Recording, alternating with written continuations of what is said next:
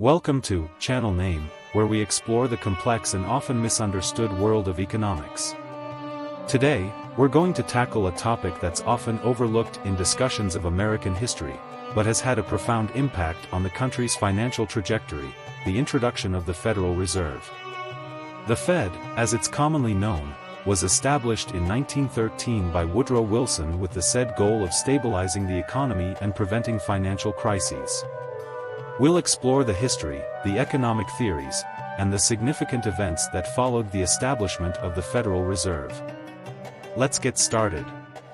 To understand why the Federal Reserve led to the failure of America, we need to go back to its origins.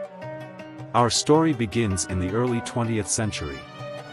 The United States was experiencing frequent financial panics, bank runs, and economic instability. In response, the Federal Reserve Act was signed into law by President Woodrow Wilson on December 23, 1913. At the time, there was no central bank to regulate the money supply or stabilize the financial system. This led to rampant speculation, bank failures, and economic instability. It was designed to oversee and regulate banks, manage the nation's money supply, and serve as a lender of last resort. Obviously, with such power and greed, this can be a good enough reason for certain parties to create such situations to increase their profits, as the Federal Reserve is a private company with an aim to generate profit. However, not everyone was convinced that the Federal Reserve was the right solution. Critics argued that it concentrated too much power in the hands of a few unelected officials and that it was susceptible to the influence of private banking interests. Rather coincidentally, three men who, according to a growing number of people, opposed the Federal Reserve died on the Titanic, which was owned by J.P. Morgan, and he also had a hand in the creation of the Fed, which came to fruition the year following the Titanic disaster. According to mainstream search engines and news outlets, this is all conspiracy, but you as the viewer would have to look through the eyes of someone in a position of great power, with enough money and influence to do whatever they wanted, and come to your own conclusion of what the moves on the chessboard would look like. The most significant early test for the Federal Reserve came during the Great Depression.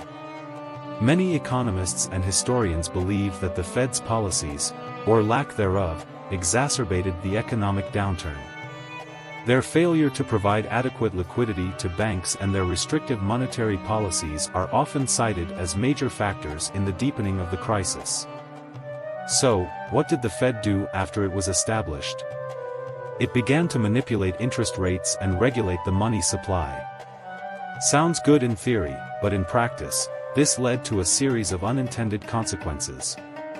The Fed's actions created an artificial boom-bust cycle, where credit would expand rapidly during good times and contract severely during bad times. The Roaring Twenties were marked by rapid economic growth, fueled by cheap credit and speculation. But when the bubble burst in 1929, it led to the Great Depression, one of the worst economic downturns in American history.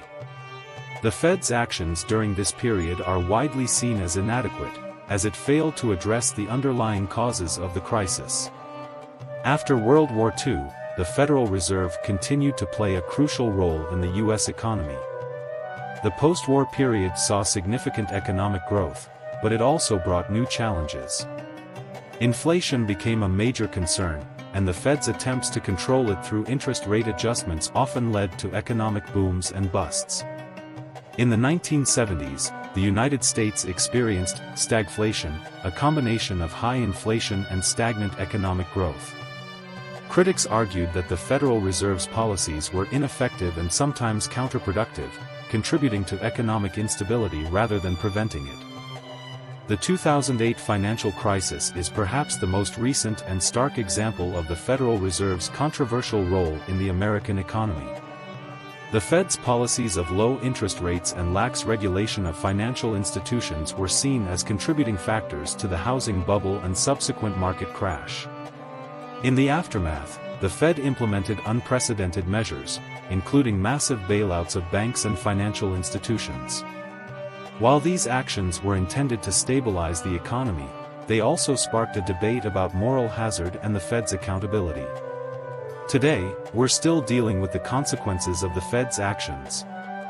Rising national debt, stagnant wages, and income inequality are just a few symptoms of a system that's no longer working for most Americans.